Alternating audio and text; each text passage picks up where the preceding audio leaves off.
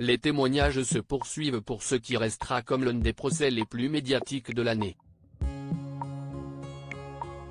Depuis le 10 août dernier, le champion du monde avec les Bleus en 2018 Benjamin Mendy est sur le banc des accusés du côté du tribunal de Chester, en Angleterre.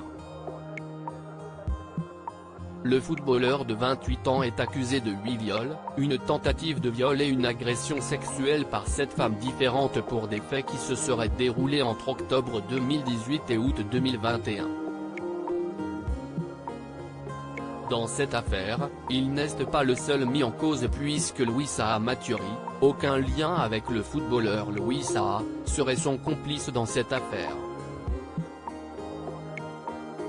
Les premiers jours ont permis d'en savoir plus sur le profil de Benjamin Mendy, mais également sur sa demeure, un superbe manoir à plusieurs millions d'euros disposant de chambres dont le verrouillage a beaucoup intrigué.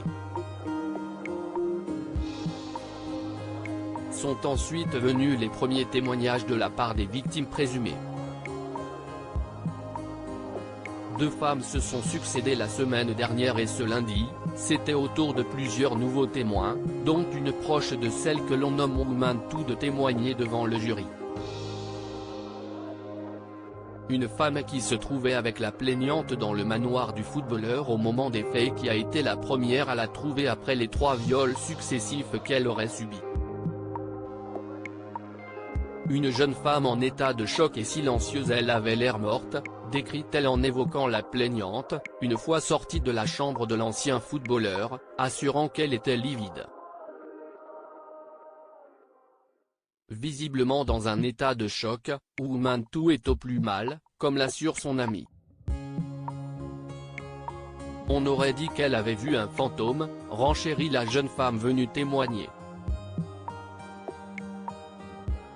La victime présumée est ensuite allée se faire examiner au centre d'orientation pour les agressions sexuelles, SARC, de Saint-Mary à Manchester et la médecin légiste a indiqué avoir observé une femme silencieuse et en larmes et qui avait l'air en état de choc durant l'examen. La médecin légiste n'a cependant pas pu déterminer s'il y avait bien eu viol ou non. Benjamin Mendy reste présumé innocent des faits qui lui sont reprochés jusqu'au jugement définitif.